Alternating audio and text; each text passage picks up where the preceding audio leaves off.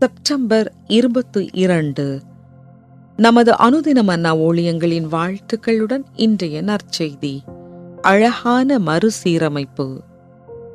இன்றைய வேதாகம பகுதி ஏசாயா 65 அதிகாரம் வசனங்கள் 16 முதல் 22 வரை. அதனாலே பூமியிலே தன்னை ஆசீர்வதிக்கிறவன் சத்திய தேவனுக்குள் தன்னை ஆசீர்வதிப்பான். பூமியிலே ஆணையிடுகிறவன் சத்திய தேவன் பேரில் ஆணையிடுவான்.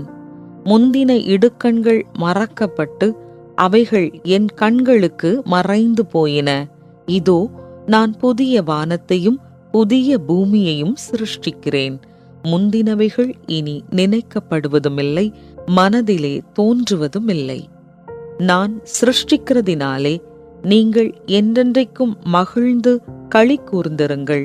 இதோ எருசலேமை களி கூறுதலாகவும் அதன் ஜனத்தை மகிழ்ச்சியாகவும் சிருஷ்டிக்கிறேன்.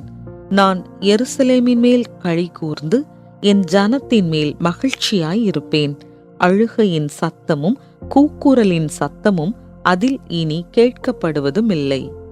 அங்கே இனி அற்ப ஆயுசுள்ள பாலகனும் தன் நாட்கள் பூரணமாகாத கிழவனும் உண்டாயிரார்கள்.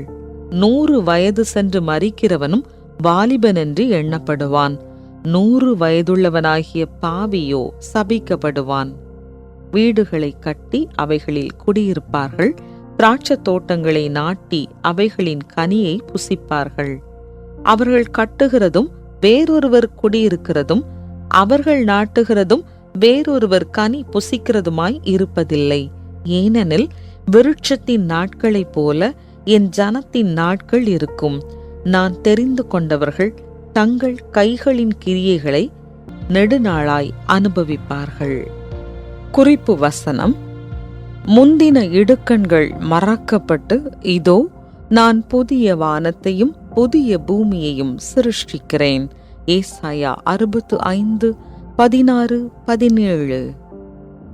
மக்காட்டோ ஃபியூஜிமுரா என்னும் புகழ்பெற்ற கலைஞரின் பிரபல புத்தகமான கலையும் விசுவாசமும் ஆக்கத்தின் இறையியல் art and faith a theology of making என்ற புத்தகத்தில் ஜப்பானியர்களின் தொன்மையான கின்சுகி என்னும் மண்பாண்ட கலையை குறித்து விவரிக்கிறார்.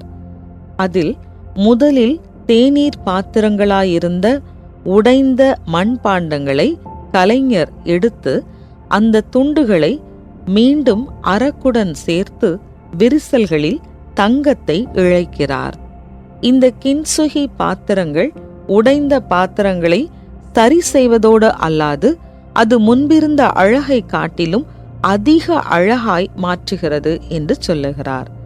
நூற்றாண்டுகளுக்கு முன்பு வாழ்ந்த ஒரு போர் வீரனின் உடைந்து போன விருப்பமான கோப்பையை அழகாக்க மீட்டெடுத்த முயற்சியிலிருந்து இந்த கலை தோன்றியது. பின்னர் இது மிகவும் மதிப்புமிக்க விருப்பமான கலையாக மாறியது.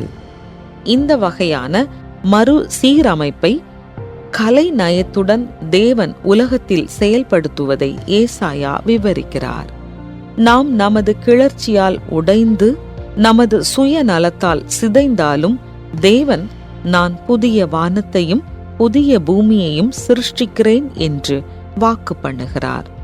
அவர் பழைய உலகத்தை பழுது பார்ப்பது மட்டுமல்லாமல் அதை முற்றிலும் புதியதாக மாற்றவும் நமது உடைந்த வாழ்க்கையை எடுத்து புதிய அழகுடன் மின்னும் உலகத்தை வடிவமைக்கவும் திட்டமிடுகிறார்.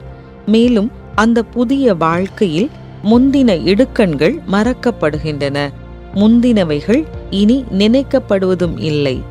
இந்த புதிய சிருஷ்டிப்பின் மூலம் தேவன் நம்முடைய தவறுகளை மூடி மறைக்கப் போவதில்லை. மாறாக அசிங்கமான அலங்கோலமான விஷயங்களை அழகாக்கவும் செத்த காரியங்கள் மீது மீண்டும் சுவாசிக்கச் செய்யும் படைப்பாற்றலையும் கட்டவிழ்ப்பார். நம்முடைய சிதைந்து போன வாழ்க்கையை குறித்து நாம் கவலைப்பட தேவையில்லை. தேவன் தன்னுடைய அழகான மறுசீரமைத்தலை செயல்படுத்துகிறார். அழகான மறுசீரமைத்தலுக்கு எது அவசியம்? இந்த புது சிருஷ்டி என்னும் உருவகம் உங்களில் எவ்வாறு நம்பிக்கையை தோற்றுவிக்கிறது? அன்பான தேவனே, என்னை புதுப்பித்து என்னுடைய வாழ்க்கையை புதிதாக மாற்றும். ஆமென்.